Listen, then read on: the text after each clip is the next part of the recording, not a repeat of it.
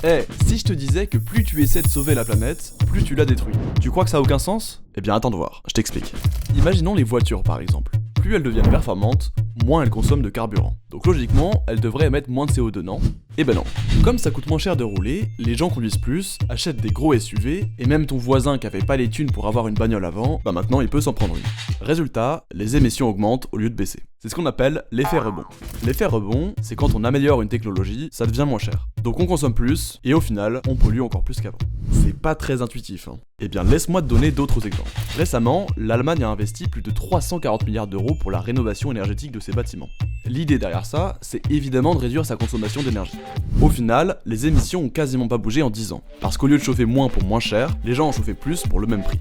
Bravo les Allemands. Autre exemple, une marque de mode propose des vêtements en plastique recyclé. En les voyant, tu te dis « Waouh, c'est génial, des vêtements recyclés, je peux en acheter, c'est vachement mieux pour la planète !» Donc t'achètes plus de fringues, la surconsommation de vêtements augmente, et l'industrie du textile continue de niquer la planète. Voilà, donc ce que je voulais vous dire, c'est que les solutions techniques c'est cool. Mais si derrière on consomme plus, ça sert à rien. La solution pour s'en sortir, c'est donc de combiner l'efficacité et la sobriété. Donc changer nos habitudes, consommer moins, et arrêter de croire que la technologie va tout régler à notre place. Pour ceux qui voudraient creuser un peu plus le sujet, je vous ai mis des explications en description.